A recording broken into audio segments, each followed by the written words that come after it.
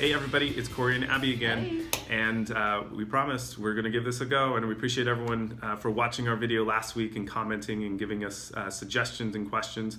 We also appreciate people not being overly critical on our on-screen performance. Yes, thanks guys. And this week we're taking it back all the way to step one, the very foundation of your job search, knowing what you want. This is something that comes up a lot for us. A lot of people think that you are doing the right thing when you tell people that you're open. You're like, hey, I'm flexible, I'll do anything. Being open is really a dead end for most job searches. Are you open to making $15 an hour if you've been making 30? Are you open to a benefits role if you've been in recruiting? Are you open to, if you live in Hillsborough, going to Gresham? You're really not as open as you might suggest. So being really clear about what you're looking for is the first step. You just need to know what you're looking for. And again, I think as you're preparing this foundation for, okay, I'm getting into a job search, I'm thinking about looking for my next opportunity.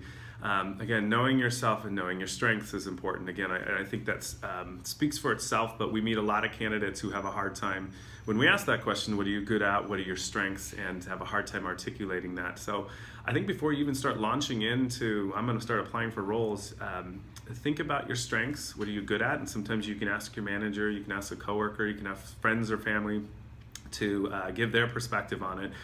And so you're prepared that when you step into that interview and they say, hey, what are your strengths, what are you good at? And you say, well, I'm great at problem solving, I have great attention to detail, but can't articulate that any further.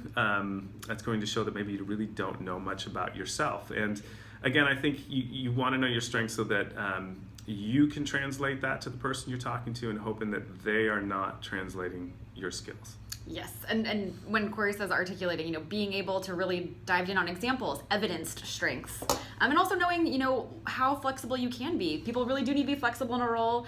You need to think about commute, you need to think about pay, you need to think about, what kind of style you have, what kind of culture in the office that you're looking for, and also be able to tell someone in a short and memorable way exactly what you're looking for. Hey, I'm looking for an HR generalist role. I'm looking in these industries. I'm looking for this kind of money on this side of town. This is what I want to do with my day. People might not be able to check off every box on that list, but they will certainly be able to give you pointers in the right direction. And if there's a job that comes up that checks off most of those, you're going to be their first call. Again, we know this is pretty straightforward and things that you talk with other people about, but I think when you get into your own job search, sometimes you don't think about it ahead of time. So we're creating this foundation will hopefully set you up for success as you step into the next phase, which is applying for positions, which we will get into in our next video.